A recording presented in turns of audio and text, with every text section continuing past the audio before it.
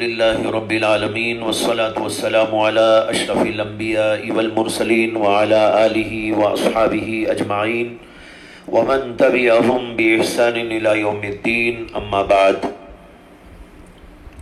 بزرگان محترم، رمضان مبارک جو بڑا ہی عظیم اور مقدس مہینہ ہے، اس کی برکتوں اور خوبیوں کو پانے کا حضرات سلف صالحین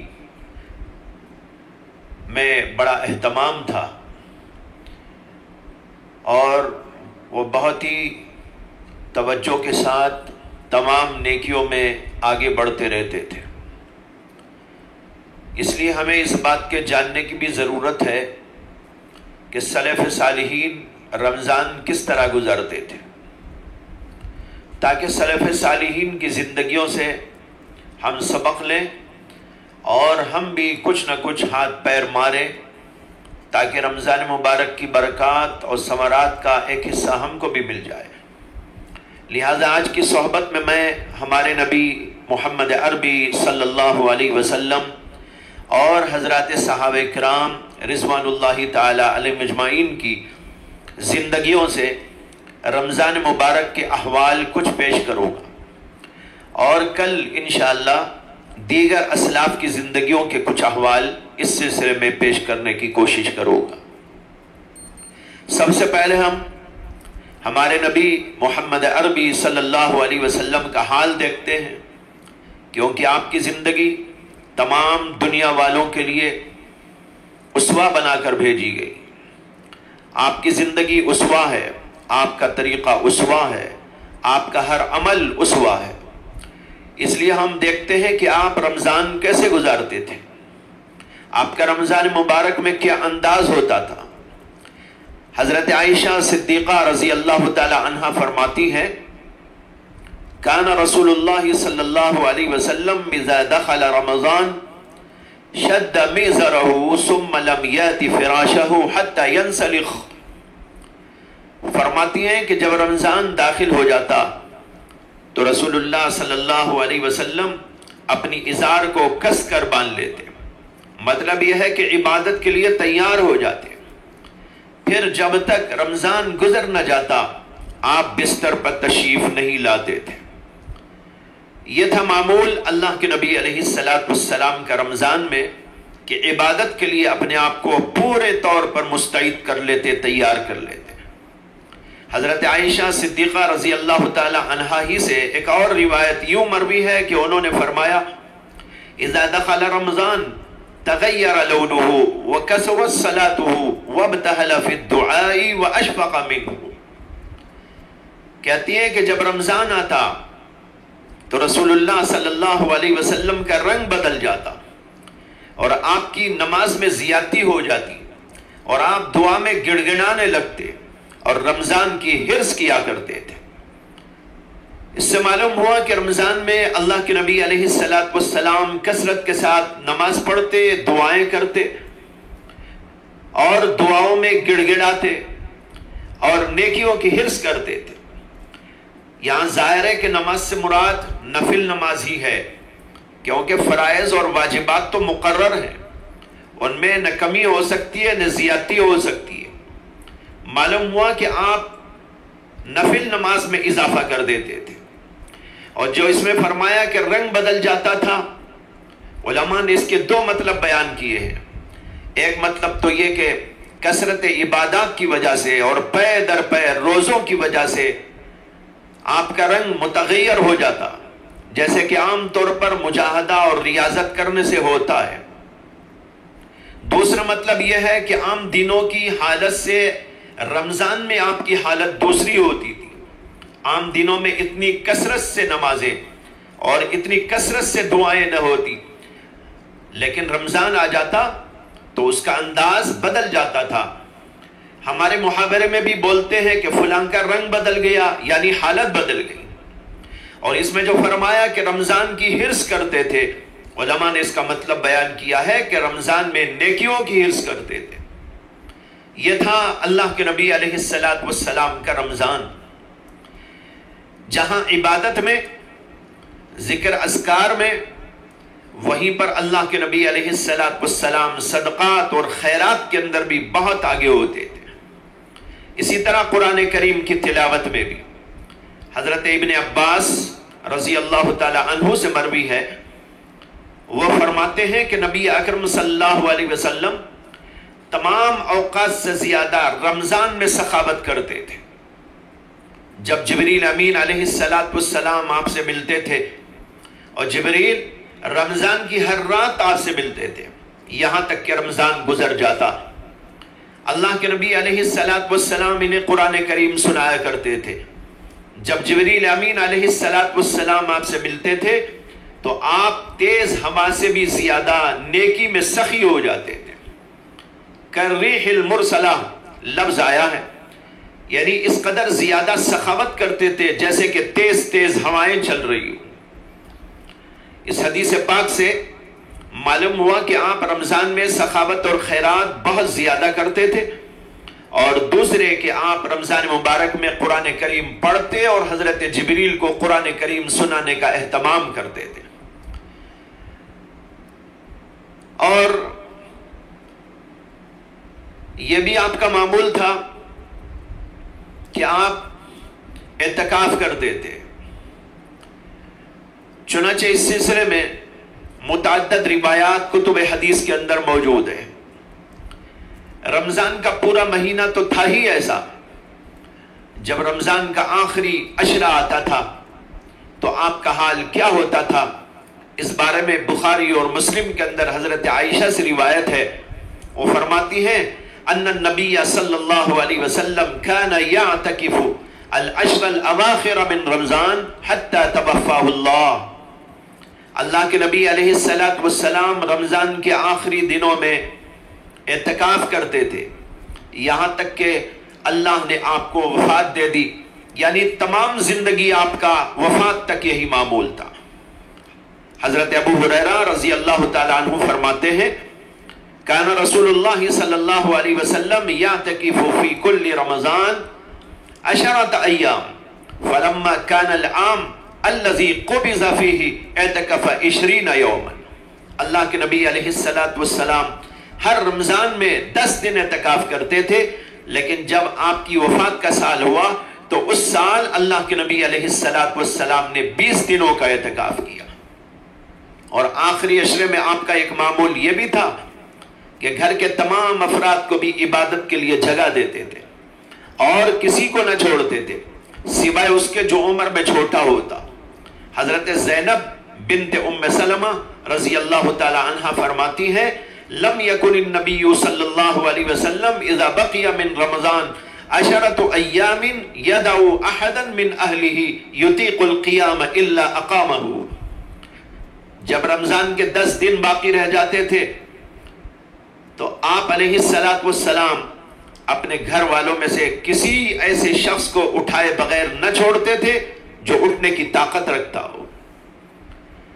یہ تھا اللہ کے نبی علیہ السلام کا معمول رمضان مبارک میں، روزے کے ساتھ، نیکیوں کے ساتھ، دعاؤں کے ساتھ، نماز کی کثرت کے ساتھ، صدقات و خیرات کی کثرت کے ساتھ، قرآن کریم کی تلاوت کی کثرت کے ساتھ آپ رمضان مبارک پورا کرتے تھے۔ اب آئیے ہم دیکھتے ہیں کہ حضرات صحابہ رمضان کیسا گزارتے تھے۔ حضرت ربیع بنت معوذ رضی اللہ تعالی عنہ فرماتی ہیں کہ ہم خود روزہ رکھتے تھے اور اپنے بچوں کو بھی روزہ رکھواتے تھے، اور روئی کے کھلونے بنا کر رکھتے تھے کہ جب بچے روتے تو وہی کھلونے ان کو دے دیتے تھے۔ اس سے حضرات صحابہ کرام کا روزے کے بارے میں اہتمام کا پتہ چلتا ہے، اور یہ بھی معلوم ہوتا ہے کہ وہ اپنے بچوں کو روزہ رکھواتے تھے اور بچوں کو بھوک اور پیاس کے وقت رونے پر کھلونے دے دیتے تھے تاکہ وہ دل بہلا لیں۔ یہ تھا حضرات صحابہ کرام کا معمول۔ یہاں پر ایک بات عرض کر دوں کہ حضرت ربیع کی یہ حدیث جو ابھی آپ کو بتائی، یہ اگرچہ عاشورہ کے روزے کے بارے میں آئی کہ ہم لوگ عاشورے کا روزہ خود رکھتے تھے اور اپنے بچوں کو بھی رکھواتے تھے، اور عاشورے کا روزہ رمضان مبارک کے روزوں کی فرضیت سے قبل فرض تھا. جب عاشورے کے روزے عاشورے کا روزہ فرض روزے جب عاشورے کے روزے کی فرضیت کے وقت میں اس کا اس قدر اہتمام یہ حضرات کرتے تھے کہ وہ بچوں تک کو روزہ رکھواتے تھے، تو اس سے اندازہ کرنا چاہیے کہ رمضان کے روزوں کا حال کیا ہوتا ہوگا اور اس کا کس قدر اہتمام وہ لوگ کرتے ہوں گے. تراویح کا ذوق صحابہ میں کیسا تھا؟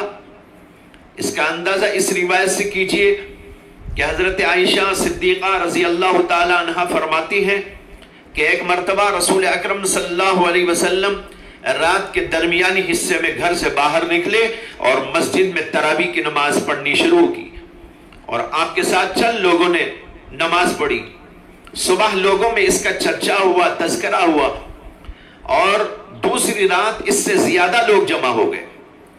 دوسری رات بھی اللہ کے نبی علیہ السلام نے نماز پڑھائی اور لوگوں نے بھی آپ کے ساتھ نماز پڑھی. اور پھر جب صبح ہوئی اور اس کا چرچا ہوا، لوگوں میں تذکرہ ہوا، لوگوں نے شوق کرتے ہوئے تیسری رات میں جمع ہونا شروع ہو گئے اور بہت زیادہ لوگ جمع ہو گئے. اللہ کے نبی علیہ السلام نے اس تیسری رات میں بھی نماز پڑھائی اور لوگوں نے بھی آپ کے پیچھے نماز پڑھی، اور چوتھی رات اس قدر مجمع ہو گیا کہ مسجد کے اندر گنجائش نہ رہی. مگر اس چوتھی رات میں اللہ کے نبی علیہ السلام نماز پڑھانے کے لیے نہیں آئے اور فجر کی نماز کے لیے تشریف لائے، اور نماز کے بعد میں آپ نے فرمایا کہ میں تم لوگوں کے یہاں موجود ہونے سے بے خبر نہیں تھا، مگر مجھے خوف اور اندیشہ ہوا کہ تمہارے اس ذوق اور رغبت کی وجہ سے کہیں یہ تراویح تم پر فرض نہ ہو جائے اور تم اس کو ادا نہ کر سکو، اس لیے میں آج نہیں آیا. اس سے ان حضرات کا تراویح کے لیے شوق اور ذوق معلوم ہوتا ہے. امام بہقی نے حضرت سائب ابن عزیز سے روایت کیا ہے کہ حضرت عمر رضی اللہ تعالیٰ عنہ نے حضرت ابی ابن کعب اور حضرت تمیم داری ان دونوں کو تراویح پڑھانے کا حکم دیا تھا. یہ حضرات تراویح میں قرآن پڑھتے تھے، یہاں تک کہ لمبے قیام کی وجہ سے ہم لوگ اپنے عصا پر ٹیک لگا لیتے تھے، اور فرماتے ہیں کہ فجر سے پہلے پہلے ہم واپس ہوتے تھے. یعنی پوری رات نماز ہوتی تھی اور پوری رات اسی طریقے پر تراویح کے اندر گزر جاتی تھی. اسی طرح صحابہ کرام اعتکاف بھی کرتے تھے. مرد تو مرد، عورتوں کے اندر بھی اعتکاف کا رواج تھا. حضرت عائشہ صدیقہ رضی اللہ تعالیٰ عنہ فرماتی ہے کہ اللہ کے نبی علیہ السلام رمضان کے آخری دنوں میں اعتکاف کرتے تھے، یہاں تک کہ اللہ نے آپ کو وفات دے دی. پھر آپ کے بعد آپ کی بیویوں نے اعتکاف کیا. ایک سال یہ واقعہ ہوا کہ حضرت عائشہ صدیقہ رضی اللہ تعالیٰ عنہ فرماتی ہیں کہ رسول اکرم صلی اللہ علیہ وسلم آخری عشرہ اعتکاف کرتے تھے، تو عائشہ نے آپ سے مسجد میں اعتکاف کرنے کی اجازت چاہی. یہ تھا ذوق اور یہ تھا شوق. اللہ کے نبی علیہ السلام نے حضرت عائشہ کو اجازت دے دی، تو انہوں نے پردے کے لیے ایک چادر ڈال لی. جب حضرت حفصہ کو معلوم ہوا تو انہوں نے بھی ایک کونے میں ایک چادر ڈال لی کہ میں بھی یہاں اعتکاف کروں گی. اور پھر جب حضرت زینب نے سنا تو انہوں نے ایک اور چادر لا کر ایک کونے میں ڈال دی کہ میں یہاں پر اعتکاف کروں گی. لیکن جب رسول اللہ صلی اللہ علیہ وسلم نے یہ چادریں دیکھی جگہ جگہ لٹکی ہوئی ہیں تو پوچھا کہ یہ کیا ہے؟ آپ کو بتایا گیا کہ یہ فلاں کی چادر ہے اور یہ فلاں کا پردہ ہے اور یہ فلاں کا پردہ ہے. انہوں نے اعتکاف کے لیے ڈال لیا ہے. تو اللہ کے نبی علیہ السلام نے اس خیال سے منع کر دیا کہ کہیں اس کے اندر دکھاوا نہ ہو جائے. اس سے ان حضرات کے نیک اعمال میں سبقت کرنے اور ایک دوسرے سے آگے بڑھنے کا عجیب و غریب جذبہ دکھائی دیتا ہے.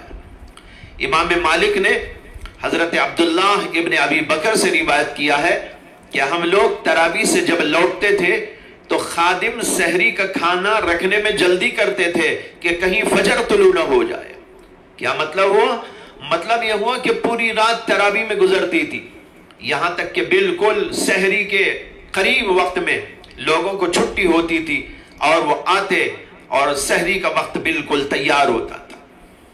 اسی طرح رمضان میں صدقات اور خیرات کا اہتمام بھی ان حضرات میں بڑھ جاتا تھا، اور یہاں تک کہ روزے دار ہونے کے باوجود خود بھوکے رہ کر خیر خیرات کر دیا کرتے تھے۔ یہ بھی ان حضرات کا معمول تھا۔ حضرت ابن عمر رضی اللہ تعالی عنہ روزہ رکھتے تھے، اور افطار کے وقت جب کوئی سائل مانگنے کے لیے آ جاتا تو وہ اپنا کھانا اس کو دے دیتے اور خود بھوکے رہ جاتے تھے۔ حضرات رسول اکرم صلی اللہ علیہ وسلم کے اور اسی طرح حضرات صحابہ کرام کے ان تمام احوال سے یہ بات اچھی طرح واضح ہو جاتی ہے، روزے روشن کی طرح واضح ہو جاتی ہے کہ رمضان میں ہر قسم کی نیکی میں سبقت کرنا ان حضرات کا معمول تھا۔ روزہ ہو، نماز ہو، تلاوت ہو، تراویح ہو، صدقات اور خیرات ہو، روزے داروں کا خیال رکھنا ہو، اعتکاف ہو، ان تمام کے اندر یہ حضرات سبقت کرتے تھے اور رمضان کو ان ساری عبادتوں سے معمور رکھتے تھے۔ لہذا ہمیں بھی چاہیے کہ ہم بھی یہ سب اعمال اہتمام کے ساتھ میں ادا کیا کریں۔ یہ احوال تو ہمارے نبی علیہ السلام اور حضرات صحابہ کرام کے تھے۔ کل انشاءاللہ دیگر حضرات سلف صالحین کے کچھ احوال پیش کروں گا۔ اللہ تعالیٰ سے دعا ہے کہ اللہ تعالیٰ مجھے بھی آپ کو بھی ان تمام چیزوں پر عمل کی توفیق عطا فرمائے۔ وآخر دعوانا ان الحمد للہ رب العالمین۔